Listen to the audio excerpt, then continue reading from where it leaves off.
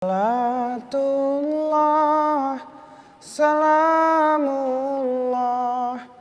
ala toha rasulillah.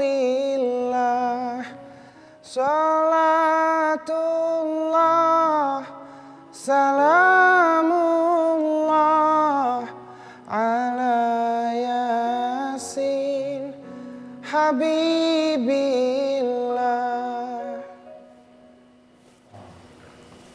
Sholawat. Pastinya di sini juga Ivan pernah melewati masa-masa sulit dalam hidupnya. Salah satunya orang yang dicintai, sahabat, teman sudah meninggalkan Ivan, tapi yang namanya hidup masih terus berjalan. Tapi Ivan masih kuat bisa menjalani itu semuanya. Ivan, hikmah setelah sampai detik ini nih yang lo rasain. Istri lu yang tercinta udah meninggalkan lu, sahabat-sahabat lu yang terkasih udah meninggalkan lu. Hikmahnya apa sih, Van? Sebenarnya kalau pas awal-awal agak sulit ya menemukan hikmahnya. Pasti berat. Gitu. Pasti berat. Sekarang kalau ini kalau gue sih ya, kalau gue sih gini. Salah satu yang menyembuhkan gue waktu itu ada ustaz salah satu yang ngomong gini Ustaz. Jadi semua orang yang udah meninggal itu di dalam Al-Quran itu disebutkan kalau semua orang yang meninggal tuh pada saat hari pertama dia meninggal itu mereka minta balik lagi sama Allah. Semuanya minta balik lagi ke dunia, bukan untuk berpuasa, bukan untuk sholat 5 waktu.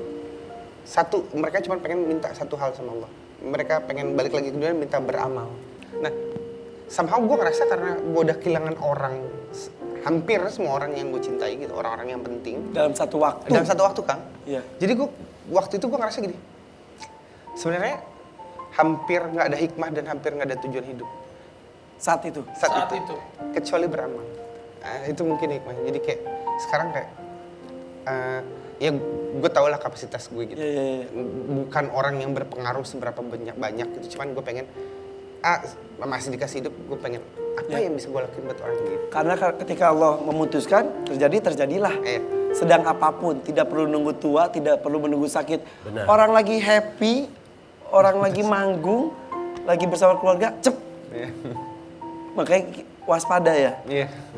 Abi Amir, selalu ada hikmah yang bisa kita ambil dari setiap kejadian. Seperti halnya yang terjadi sekarang ini, pandemi corona dialami oleh kita semua, bahkan di dunia. Ada hikmah juga yang bisa kita ambil ini. A'udzu billahi minasy syaithanir rajim. Bismillahirrahmanirrahim. Wa 'asa an takrahu syai'an wa huwa khairul lakum. Wa 'asa an tuhibbu syai'an wa huwa syarrul lakum. Shadaqallahul azim. Saudaraku rahimakumullah. Boleh jadi sesuatu itu kamu tidak suka. Perginya sahabat yang kita cintai, kita tidak suka. Hilangnya anak kita tidak suka. Bangkrutnya perusahaan, kita tidak suka. Tapi kata Allah, boleh jadi di situ ada kebaikan bagimu. Sesuatu yang tidak kamu sukai, tapi itu ada kebaikan di situ untuk kamu. Dan boleh jadi, kata Allah, kau suka sesuatu, kau senang sesuatu itu, tapi itu ternyata tidak baik bagimu. Saudaraku rahimakumullah, di balik segala peristiwa hanya Allah yang tahu. Kita hanya hambanya, makhluk yang lemah. Barusan kita mendengar langsung bagaimana kisah Bang Ivan ya, kisah Bang Ivan. Yes. Bahwa di puncak ketika mengalami sebuah kondisi di mana tidak ada jalan keluar, malah justru yang diingat sedekah, berbagi. Inilah yang kata Allah Subhanahu wa taala, ketika seseorang sampai di akhirat, di alam barzakh, dia menyesal. Laula akhirtani ila ajalin qarib fa asaddaqa wa aqum minas solihin. Seandainya aku diberi kesempatan saja untuk hidup, balik lagi ke dunia, aku akan berbagi, aku akan beramal soleh. Kesempatan ini saya nggak bisa kembali lagi. Itulah hikmahnya.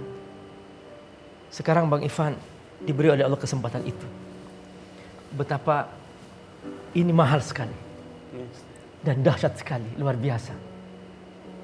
Inilah guru terbaik. Mungkin berbagai tausiah belum pernah menyentuh dalam hati kita. Mungkin berbagai nasihat nggak masuk dalam perasaan kita. Tapi dengan sebuah peristiwa, lalu kemudian kita bisa ingat sesuatu yang itu akan mengubah cara berpikir kita, mengubah cara hidup kita. Dan dari situ kita mulai hidup baru yang lebih baik daripada masa lalu. Begitulah salah satu makna syukur. Bahwa hidup ini bersyukur. Misalnya corona yang sedang mengepung kita. Semua orang berkata, ini penderitaan, ini sulit. Bayangkan berhari-hari di rumah bersama anak. Seluas apapun rumah kita pasti membosankan. Apalagi rumah kita sempit, luas saja kita bosan. Nah, tapi subhanallah, dengan kita bersyukur di rumah bersama keluarga, bersama anak-anak, masa-masa yang selama ini belum pernah kita rasakan. Kita selalu sibuk di luar rumah, kita selalu ada pekerjaan di luar rumah. Sekarang kita punya waktu yang banyak dibuka oleh Allah untuk pertama melakukan evaluasi diri. Kita duduk bertafakur, berzikir, minta ampun kepada Allah. Yang kedua, kita bisa bersama keluarga.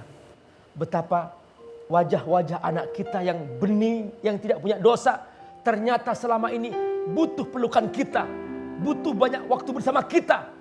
Mereka betapa senangnya ketika para ayah di rumah yang selama ini sibuk di luar rumah. Betapa istri yang selama ini kesepian di rumah menunggu pulangnya sang suami, berangkat pagi, pulang sore. Tapi sekarang istri setiap bangun tidur dan setiap detik, setiap jam bisa melihat suaminya di rumah. Ternyata kebahagiaan itu datang di situ. Mengalirlah sebuah keindahan hidup berumah tangga. Dan disinilah kita merasakan bahwa betapa indahnya di rumah kita. Makanya kata Nabi apa? La taj'alu buyutakum maqabir. Jangan kau jadikan rumahmu hanya seperti kuburan. Sepi, sunyi, tempat kau pulang ke rumah, tidur, tidak ada lagi. Sekarang saatnya rumah kita jadi masjid. Allahu Akbar. Di rumah kita sholat bersama keluarga. Kita di Ramadan ini kita dalam kondisi bahwa kita sholat tarawih di rumah. Masya Allah. Rumah kita seperti masjid. Rumah kita terasa indah. Terdengar bacaan Quran bersama keluarga. Saudaraku, tetap bersyukurlah. Karena dengan bersyukur kita akan menjadi senang, bahagia, dan tidak ada beban dalam hidup kita. Yang membuat kita selalu gelisah, yang membuat kita selalu sedih adalah karena kita selalu kecewa. Tidak menerima dengan ridho, tidak menerima dengan lapang dada. Karenanya Rasulullah SAW dibekali oleh Allah pertama-tama bukan bekal istana, bukan bekal pasukan, tapi kata Allah apa? Alam nashrah laka sadrak. Muhammad, aku sudah lapangkan dadamu Muhammad. Saudaraku, lapang dada adalah sebuah sikap syukur. Lapang dada adalah cara kita untuk berbahagia dalam kondisi yang paling sulit apapun, dalam musibah apapun. Lapang dada adalah merupakan sikap terbaik untuk kita menerima apa yang Allah takdirkan dengan sebaik-baiknya. Dan ingat bahwa bahagia itu bukan di fasilitas. Bahagia itu bukan di harta. Bahagia itu bukan di jabatan. Bahagia itu adalah ketika kita lapang dada menerima segala kenyataan dengan sepenuh hati. Inilah kebahagiaan hakiki. Masya Allah. Jadi kalau kita nyaman, kita bersyukur itu wajar. Tapi kalau kita dalam kesusahan, kita tetap bersyukur dan berusaha bahagia. Itu yang luar biasa dan harus dilatih ya Bi ya. Benar. Abi, terima kasih ya Abi atas tausiahnya. Ini bermanfaat banget buat kita semuanya. Ya jadi memang bukan harta benda, bukan apapun itu. Tapi kalau hati kita bisa ikhlas dan lapang dada, itu adalah rezeki yang luar biasa. Benar. Baik, nanti kita akan lanjut lagi sama Abi. Nah sekarang kan di bulan Ramadan ini kita juga akan dengar lagu dari Ivan Seventeen tentang Ramadan. Ini dia Ramadan kali ini, Ivan Seventeen.